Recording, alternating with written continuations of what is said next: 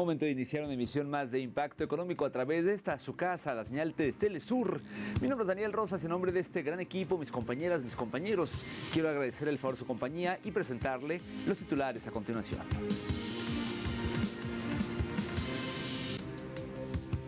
En nuestro mundo hoy, Venezuela liderará el crecimiento económico de la región, según la CEPAL.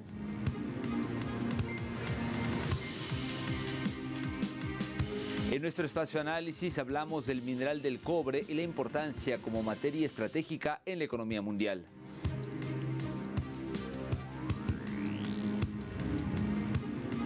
Y en nuestro recorrido digital, Francia enfrenta hoy el riesgo de vivir una delicada situación de crisis en 2027 en caso de mantenerse sin aprobación el presupuesto federal por hasta 11 meses en un año de elecciones presidenciales. De esto y más hablaremos el día de hoy.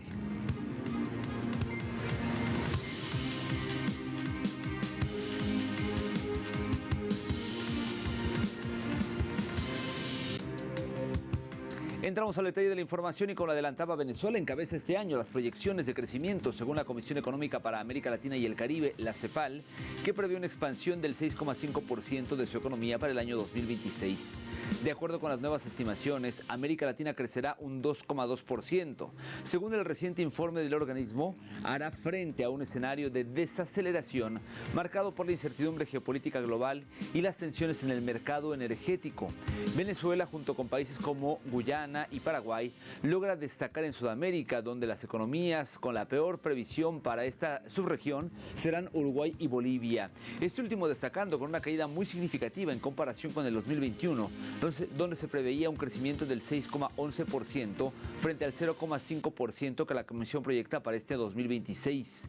El reporte de la Comisión Regional destaca que el repunte de la economía venezolana se produce en un contexto particularmente adverso para el país, tras años de asedio económico y en medio de la devastación causada por el doblete sísmico que sacudió a la nación el 24 de junio.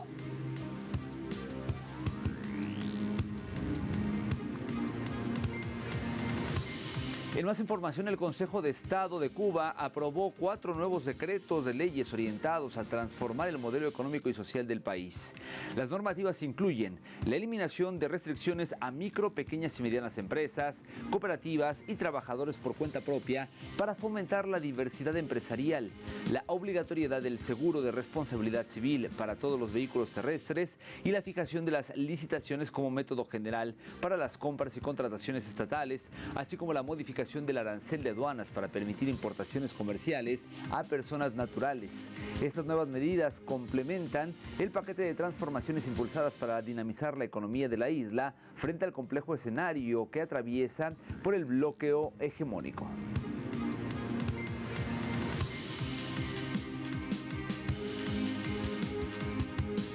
Le platicamos ahora que la deuda pública de Estados Unidos superó por primera vez los 40 billones de dólares, creciendo a un ritmo de 1 billón cada 100 días bajo la administración del presidente Donald Trump.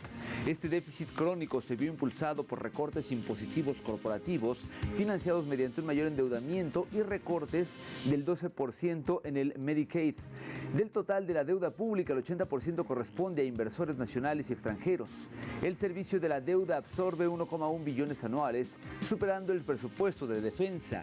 Además, la deuda total combinada del país llegó a 115,5 billones de dólares, lo que equivale a 360% del PIB del país, impulsada por créditos corporativos en inteligencia artificial. Esta crisis presiona a las economías emergentes con un crédito global más caro y traslada el costo interno a la clase trabajadora mediante recortes y austeridad.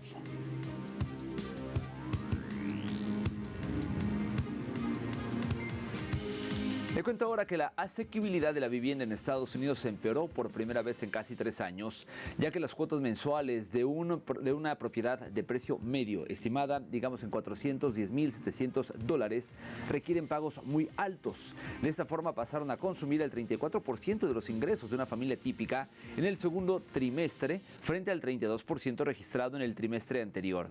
Esta situación responde al repunte de las tasas hipotecarias cercanas al 6,8% debido al aumento aumento de los costos de financiación y a una subida del 2% en los precios medianos de las viviendas. Ante tasas elevadas y mayores costos de construcción, las ventas se han estancado, obligando a los constructores a ofrecer incentivos, mientras que el 70% de los inversores prevé una disminución en la construcción de viviendas unifamiliares para este año.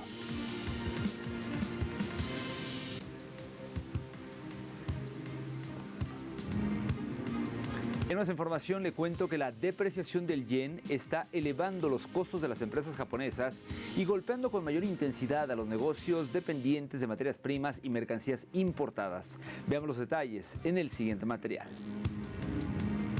La presión cambiaria se refleja en un incremento de las quiebras, particularmente entre pequeñas y medianas empresas, con escaso margen para trasladar el encarecimiento a los consumidores. Entre enero y junio se registraron más de 5.300 solicitudes de quiebra empresarial en Japón, la primera vez en 12 años que el indicador supera las 5.000 y el quinto año consecutivo de aumento. El yen, situado alrededor de 160 unidades por dólar, ha encarecido las importaciones y reducido los márgenes de sectores como alimentos, bienes de consumo y construcción. El caso de Jupiter Coffee, cadena minorista que recientemente se declaró en quiebra, expone las dificultades de actividades altamente dependientes de productos externos. Japón consume más de 400.000 toneladas de café anualmente, pero el debilitamiento de su moneda encarece la adquisición de este producto en los mercados internacionales.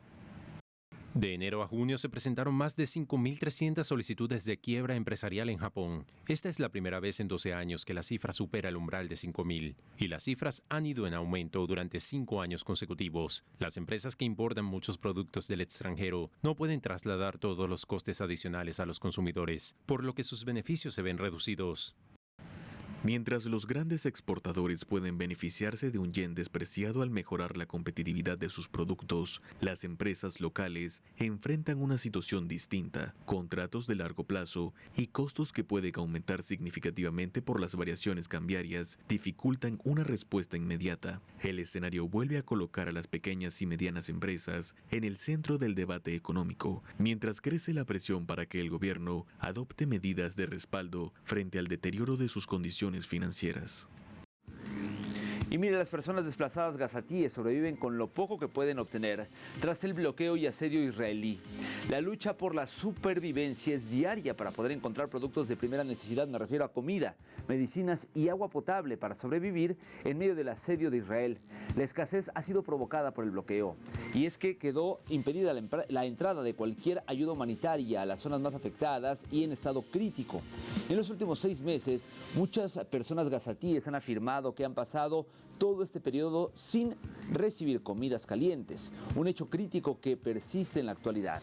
Estos hechos plantean un panorama con distintos signos de mejoría, con distantes signos de mejoría, y es que si tomamos en cuenta que desde octubre del año pasado, solo el 35% de la ayuda promedio ha llegado al territorio, aunado al colapso de la economía destruida, a la destrucción también de los servicios públicos y por supuesto la continuidad del asedio y ocupación israelí en diversas zonas de los territorios palestinos.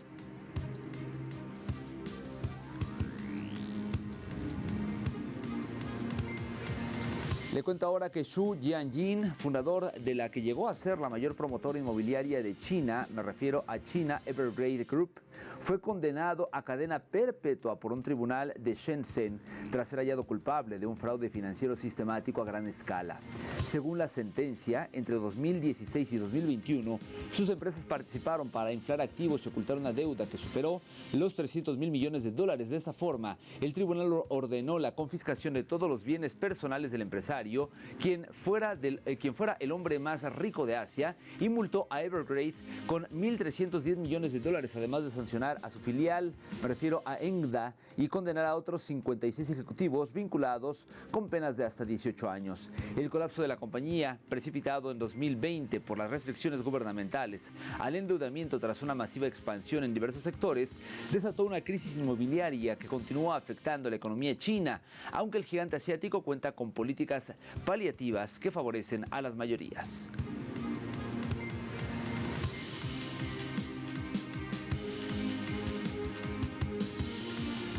Hacemos una pausa, pero al volver en nuestro espacio de análisis hablaremos del mineral del cobre y la importancia como material estratégico en la economía mundial. Toda la información cuando regresamos. Es Impacto Económico.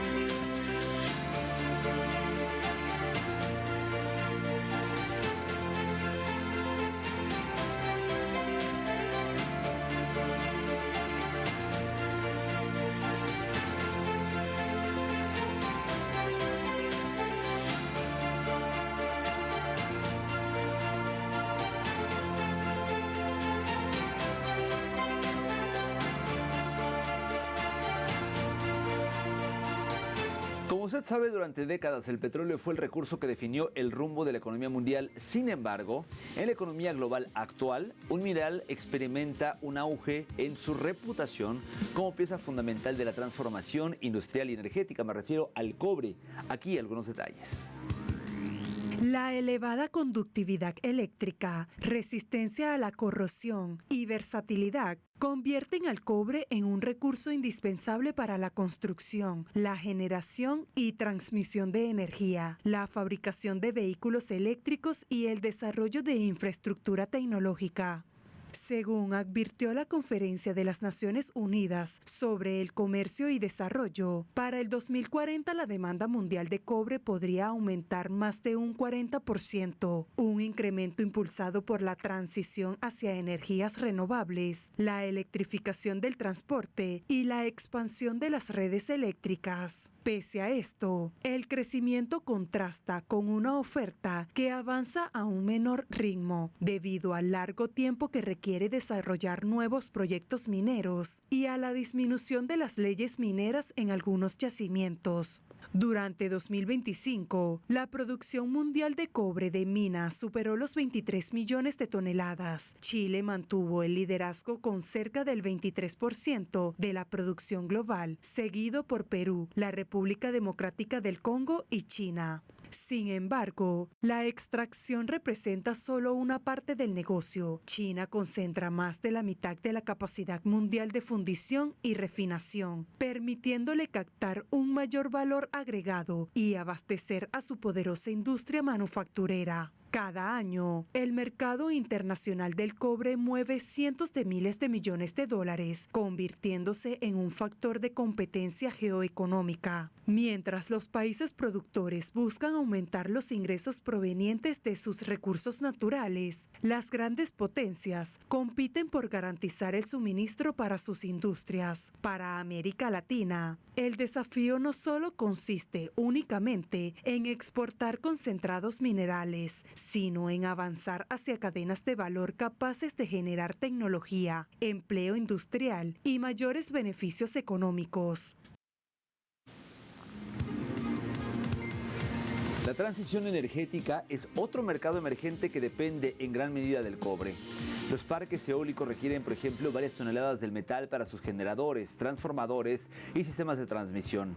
Las plantas solares también utilizan grandes cantidades de cobre en inversores, cableado y conexiones eléctricas. De acuerdo con estimaciones de la Agencia Internacional de Energía, las tecnologías de energía limpia consumirán una proporción cada vez mayor del cobre disponible durante las próximas décadas y la expansión de redes eléctricas inteligentes y sistemas de almacenamiento incrementará aún más la demanda. Esta situación ha impulsado inversiones multimillonarias en nuevos proyectos mineros, especialmente en América Latina y África. No obstante, organismos internacionales advierten que la oferta podría resultar insuficiente si no se aceleran las inversiones en exploración y procesamiento. Para los países productores, el reto consiste en aprovechar este ciclo de demanda para fortalecer la industrialización y evitar depender únicamente de la exportación de materias primas.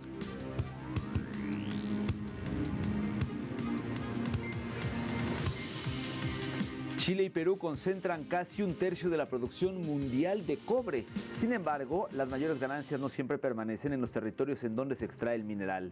La cadena de valor del cobre incluye exploración, extracción, fundición, refinación, manufactura y también fabricación de productos industriales, etapas que generan márgenes económicos crecientes. China se ha consolidado como el principal beneficiario de este mercado al controlar aproximadamente el 58% del consumo mundial del cobre refinado y una parte significativa de la capacidad de procesamiento. El país asiático importa concentrados provenientes de América Latina, África y Oceanía para transformarlos en cables eléctricos, motores, equipos industriales, paneles solares, baterías y componentes electrónicos con alto valor agregado. Chile, por su parte, continúa siendo el mayor exportador de cobre, obteniendo ingresos anuales que representan una parte importante de sus exportaciones totales. El cobre también es una de las principales fuentes de divisas del Perú, mientras que la República Democrática del Congo incrementa rápidamente su participación gracias a nuevas inversiones mineras. La creciente demanda mundial ha convertido al cobre en un recurso estratégico y, sin embargo, persiste el debate sobre la necesidad de que los países productores desarrollen industrias de transformación propias para así captar una mayor proporción de la riqueza generada por este mineral.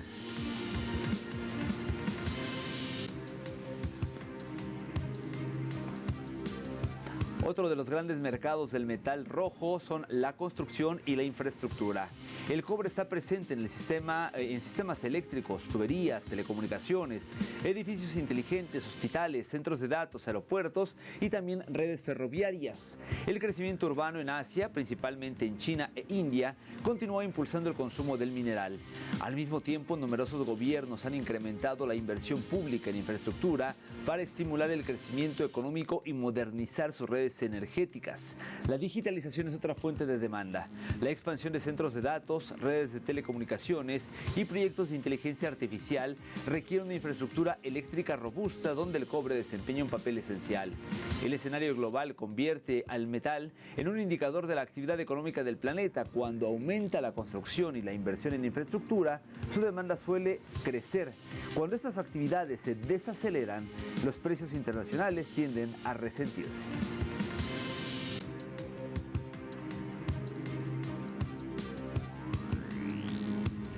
Como se puede imaginar, los vehículos eléctricos también representan uno de los principales motores del mercado mundial del cobre. Mientras un automóvil de combustión utiliza entre 20 y 25 kilogramos de cobre, un vehículo eléctrico puede requerir entre 60 y 80 kilogramos debido a sus motores, baterías, sistemas electrónicos y cableado. A esa demanda se suman las estaciones de recarga y la ampliación de las redes eléctricas necesarias para sostener la electrificación del transporte. Como resultado, las principales economías buscan asegurar el suministro de minerales críticos mediante inversiones, acuerdos comerciales y participación en proyectos mineros alrededor del mundo.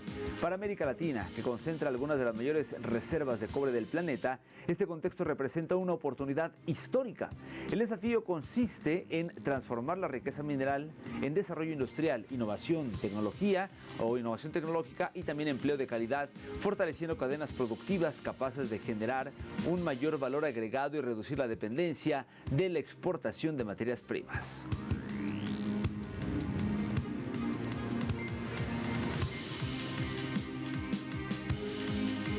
Así hacemos una pausa nuevamente, pero regresamos con el recorrido digital. Hablaremos de Francia. Enfrenta hoy el riesgo de vivir una delicada situación de crisis en 2027. Le cuento por qué cuando regresemos.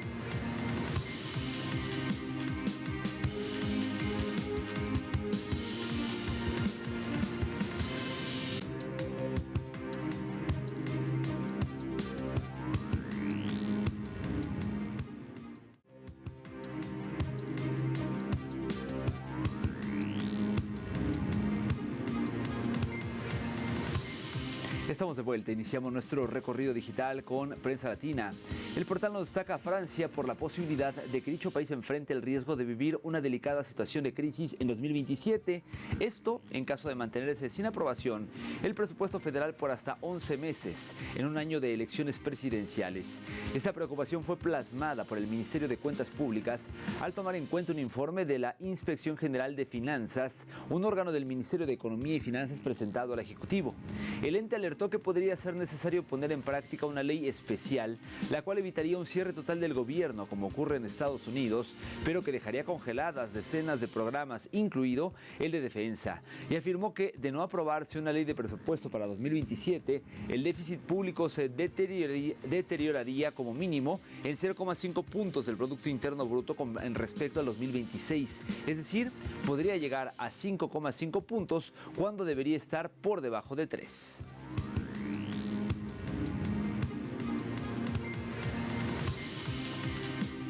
Ahora pasamos a Europa Press, que nos destacó a Japón al informar que el índice de precios al consumidor de referencia repuntó al 1,8% en julio y alienta una subida de tipos de interés. El Ministerio del Interior y Comunicaciones indicó que este repunte allana el camino para una nueva subida del tipo de interés del Banco de Japón en la reunión que mantendrá la institución monetaria entre el 17 y el 18 de septiembre, después de haber elevado el precio del dinero al 1% el pasado mes de junio. Asimismo, destacó que en dicho mes la tasa de inflación general del país se situó en 1,9% interanual, mientras que el índice de inflación subyacente se aceleró 2 décimas al alcanzar el 1,9% y agregó que el coste de los alimentos frescos mostró un encarecimiento anual del 7% y el de energía aumentó un 0,6%.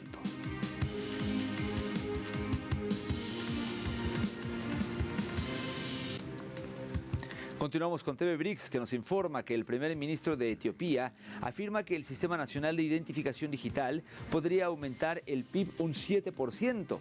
De acuerdo con esta información, el jefe de gobierno informó que el sistema de identificación digital constituye una de las bases de la transición de Etiopía hacia la digitalización. El mismo integra datos biométricos y demográficos y asigna a cada ciudadano registrado un número de identificación único. Y según las autoridades, los objetivos del sistema están alineados con los Objetivos de Desarrollo Sostenible de las Naciones Unidas y con la Agenda 2063 de la Unión Africana. Según las autoridades, en la actualidad, casi 50 millones de ciudadanos del país ya están registrados en el sistema y se espera que esta integración permita alcanzar la meta de 115 millones de usuarios registrados para el ejercicio fiscal 2027-2028.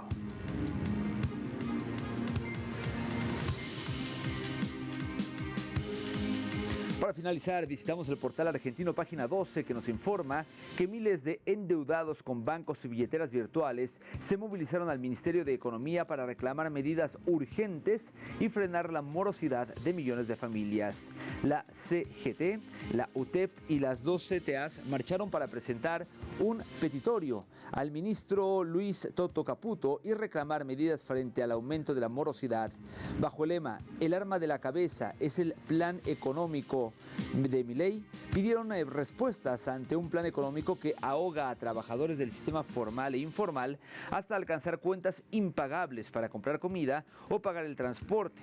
Los manifestantes agregaron que la morosidad alcanza a trabajadores independientes, formales, sindicalizados o cuentapropistas, y en el país ya son 6 millones las personas que están en esta condición ante el sistema bancario y las billeteras virtuales, con el único fin de sobrevivir mes a mes, siendo mayor la cifra si se habla de sistemas clandestinos o los prestamistas de los barrios.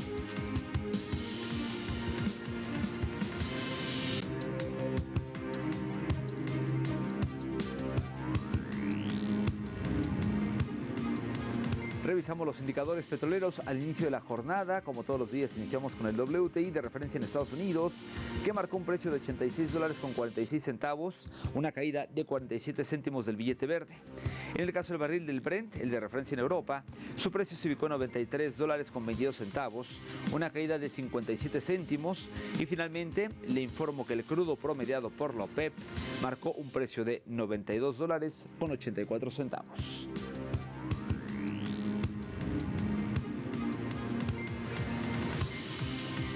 Gracias por su compañía. Llegamos al final. TelesurTV.net en nuestro portal. Hay más información a su alcance, pero yo le invito a quedarse en la señal de Telesur porque mis compañeras, mis compañeros tienen todavía más para usted. Nos vemos pronto con más de Impacto Económico. Hasta entonces.